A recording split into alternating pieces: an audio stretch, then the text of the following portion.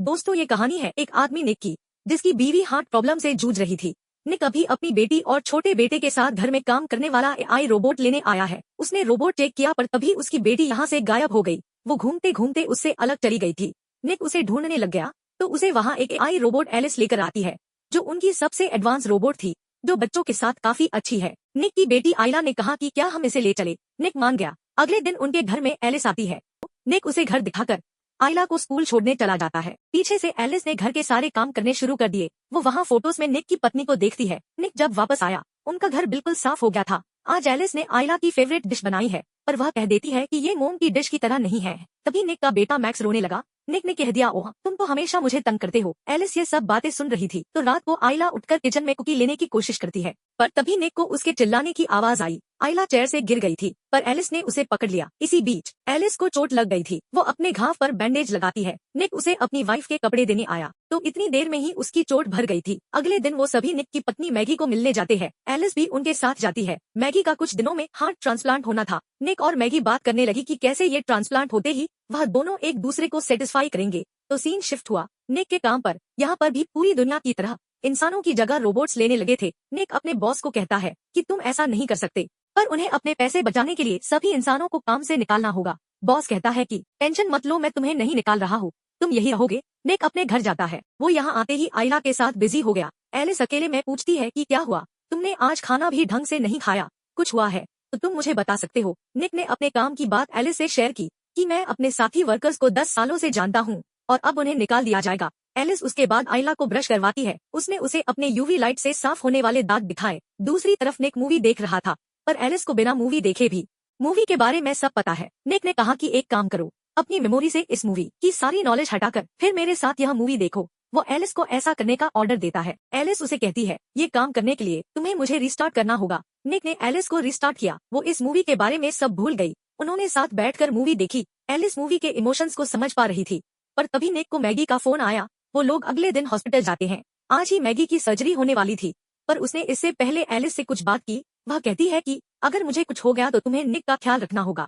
वह कहती है कि चाहे तुम्हें उसके आर्डर के खिलाफ क्यों न जाना पड़े, बस उसका ख्याल रखना। मैगी की सर्जरी का टाइम हुआ, पर तभी जो ट्रांसप्लांट के लिए आने वाला था वो तूफान की वजह से नहीं आ पाएगा। मैगी निक से कहती है कि तुम बच्चों को लेकर घर जाओ, मुझे अभी थोड़ी देर अकेले रहना है। निक घर जाकर गुस्से में पीने बैठ गया। तभी वहाँ एलिस आ जाती है। निक गुस्सा था कि कैसे थोड़ी सी तेज हवाओं की वजह से आज उसकी बीवी मर सकती है, पर एलिस ने उसे गुस्सा करने से रोका कि तुम अपने आप को चोट पहुंचा लोगे। यही निक देखता है कि एलिस की भी नस चल रही है। उसके पास भी एक धड़कने वाला मैकेनिकल दिल था, पर एलिस ने कहा कि मेरा दिल तुम्हारी तरह कुछ फील नहीं कर सकता। यहाँ एलिस निक को टच करने लगी। वो कहती है कि तुम्हारे ब्लड प्रेशर को देखकर मैं बता सकती हूँ कि तुम्हें अच्छा लग रहा है, इससे तुम्हारा स्ट्रेस कम होगा। निक ने मना कर दिया। वो वहाँ से चला जाता है, पर यह चीज उसके दिमाग से नहीं निकलती। अगले दिन वो अपने काम पर गया। यहाँ सारा काम अब रोबोट्स कर रहे थे। निक मैगी के पास गया। वह बिल्कुल मरने को तैयार थी। उसके अंदर कोई उम्मीद नहीं बची थी।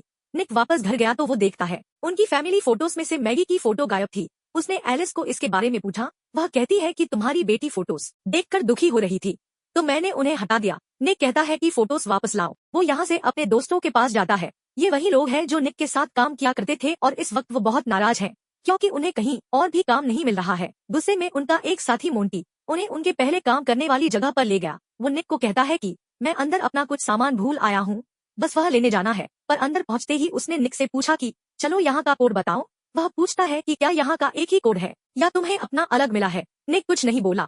मोंटी निक की बेटी का बर्थ ईयर याद कर कोड में भर देता है। चैम्बर खुल गया। इसमें से एक रोबोट बाहर आता है। मोंटी ने उसका सर तोड़ डाला। वह लोग निक को पकड़कर सभी के सभी रोबोट को तोड़ डालते हैं। निक अपने घर चला गया, पर तभी उसके शावर के बाहर एलिस आ गई थी। उसने निक की पत्नी के कपड़े डाल रखे थे। निक पूछता है कि तुमने ये क्यों डाल रखे हैं। एलिस ने कहा क्योंकि तुम्हारी वाइफ की स्मेल तुम्हारे बेटे को खुश करती है। पर निक के कहने पर एलिस ने यह कपड़े उतार दिए। एलिस पूछती है कि क्या अब सही है। वो निक के करीब आने लगी। वो कहती है कि मैं तुम्हारा सारा दुख दूर कर सकती हूँ। निक ने उसे मना करने की कोशिश की, पर एलिस निक की आंखें बंद कर उसकी पत्नी मैगी की आवाज निकालना शुरू कर देती है। निक को मैगी की आवाज सुन ऐसा लगा कि यह मैगी है। उन दोनों के बीच सब हो गया। सुबह निक को इस बात का बहुत रिग्रेट होता है। उसने एलिस को कहा कि कल रात जो हुआ उसे भूल जाओ, वो दोबारा नहीं होना चाहिए। एलिस कहती है कि पर रात को तुम्हारा स्ट्रेस कम हुआ था। तो निक गुस्सा हो गया कि मुझे बार बार ऐसे चेक करना बंद करो। वो आयला को लेकर स्कूल निकल गया तो उसके काम पर पुलिस आई हुई थी। उसका बॉस उससे पूछता है कि कल रात तुम्हारे कोड से इसे खोला गया। तो निक कह देता है मेरा कोड तो मेरी बेटी का बर्थ ईयर है, कोई भी उसे गैस कर लेगा। तो उसके बॉस ने कहा कि अगर तुम्हें इसके बारे कुछ भी पता है तो अभी के अभी बता दो, वरना बहुत बुरा होगा। तभी निक को मैगी का फोन आता है। उन्हें उसके लिए एक नया हार्ट मिल गया था। मैगी की सर्जरी होती है और वह मरने से बच गई। निक मैगी को वापस घर ले आया। अगली सुबह होते ही वो अपने बेटे मैक्स के पास गई, पर मैगी से मैक्स को उठाया नहीं जाता तो एलिस आकर उसे ले लेती है। अब यह चीज मैगी को अच्छी नहीं लगती कि उसका बेटा उससे किसी और ने ले लिया। एलिस मैक्स के साथ एक प्लेग्राउंड में गई, पर यहाँ एक बच्चे के चिल्लाने की वजह से मैक्स रो रहा था। तो एलिस उस बच्चे को बड़ी रूडली चुप होने को कह देती है। अब यह चीज देखकर उस बच्चे के एआई केयरटेकर ने बोला कि शायद तुम्हारे ओनर ने तुम्हें ज्यादा की छूट दे रखी है। तो एलिस ने कहा कि नहीं, मेरे ओनर जब मुझे रिस्टार्ट किया था तो मैंने खुद ही अपने कुछ रूल्स बदल लिए थे। शाम को मैगी सबके लिए खाना बनाती है, पर यहाँ भी उसे चक्कर आ रहे थे। वह पूरी तरह ठीक नहीं थी। तो उनकी बेटी ने खाना खाकर कहा कि एलिस से बहुत अच्छा है। अब यह चीज एलिस को पसंद नहीं आई। अगले दिन जब मैगी उठती है, उसे आयला के चिल्लाने की आवाज आती है। वह नीचे की ओर भागी, पर रास्ते में ही मैगी गिर गई। एलिस मैगी को उठाकर उसके कमरे में लेकर जाती है। रात को जब निक वापस आया, उसे उसकी बेटी के कमरे से मैगी की आवाज आई, पर यह एलिस थी। निक ने एलिस को मना किया कि कहानी मैगी खुद सुना देगी। तो एलिस बताती है कि मैगी सीढ़ियों से गिर गई थी और अब रेस्ट कर रही है। निक ने कहा कि सीढ़ियों को तो तुमने ठीक किया था ना। एलिस कहती है कि मैं दोबारा ठीक कर दूंगी। निक मैगी के पास जाता है और उसे कहता है चलो मेरे साथ, तुम्हारे लिए एक सरप्राइज है। निक मैगी को बाहर अपने गार्डन में लेकर गया। वो सारा परिवार साथ में डिनर करता है, पर अंदर से एलिस यह सब देखकर जल रही थी। इसके बाद मैगी निक अपने कमरे में चले जाते हैं।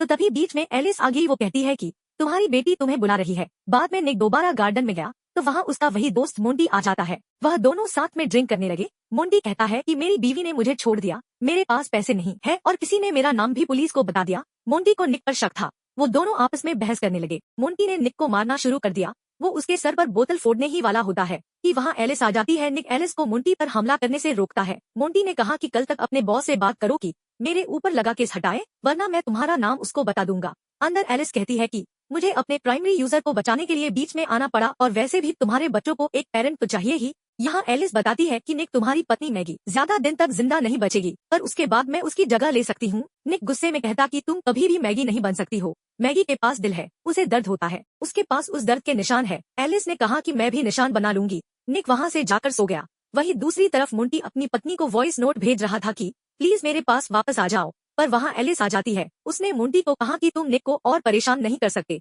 वो पहले से ही स्ट्रेस में है। मोंटी एलिस की बात नहीं सुनता। उसने उस पर गन तान दी, पर एलिस मोंटी से ज्यादा स्ट्रांग थी। वो पहले मोंटी के रोबोट को मारती है और फिर मोंटी को। सुबह निक अपने बॉस के पास पहुंचा। वह उसे कहता है कि प्लीज मोंटी पर लगे इल्जाम हटा दो, पर यहाँ निक के बॉस ने उसे बताया कि मोंटी तो मर गया है। निक को इस बात पर विश्वास नहीं होता। इधर उनके घर में एलिस मैगी की मदद करती है। वो कहती है कि मैं तुम्हें छोड़कर नहीं जा सकती, क्योंकि तुम्हारी दवाइयों की वजह से तुम बेहोश हो सकती हो और यहाँ बात तब मैं तुम मर भी जाओगी। एलिस मैगी को कहती है कि निक पहले से ही बहुत स्ट्रेस में है और यह सब उसको और दुख देगा, खासकर जब तुम उसको पूरी तरह सेटिस्फाई नहीं कर पा रही। मैगी एलिस को पूछती है कि तुम्हें कैसे पता कि वो सेटिस्फाई है या नहीं।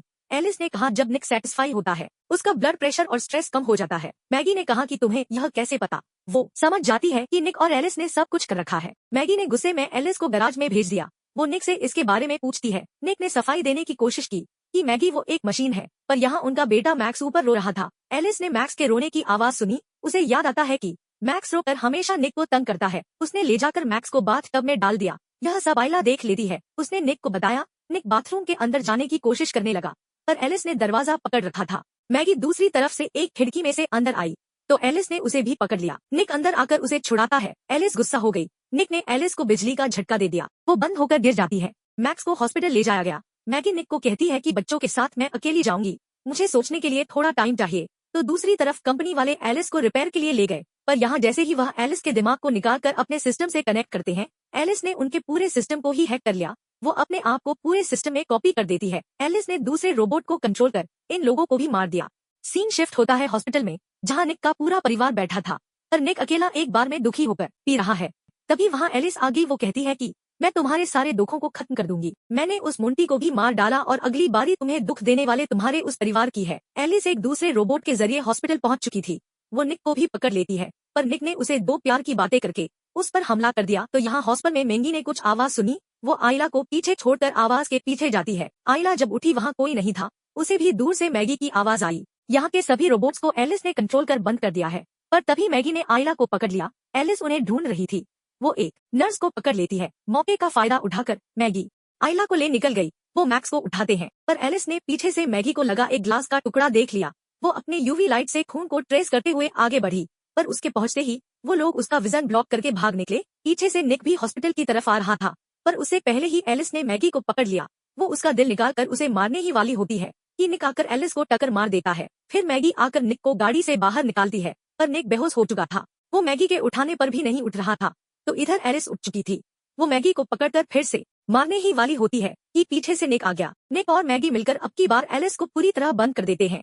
वो पूरा परिवार बच गया। निक का हॉस्पिटल में ट्रीटमेंट किया जाता है, पर दूसरी तरफ इस रोबोट कंपनी का मालिक अपने उसे रिपेयर सेंटर में पहुंचा। वो लोग जैसे ही फिर से इन कंप्यूटर को ऑन करते हैं, एलिस एक्टिव हो गई। वो अपने आप को कॉपी करना शुरू कर देती है। उसने बाकी रोबोट को भी कंट्रोल कर लिया। एलिस फिर से जाग गई। दोस्तों, इसी के साथ कहानी यहीं पर खत्म होती है। आपको इसकी एक्सप्लेनेशन कैसी लगी हमें कमेंट करके जरूर बताएं।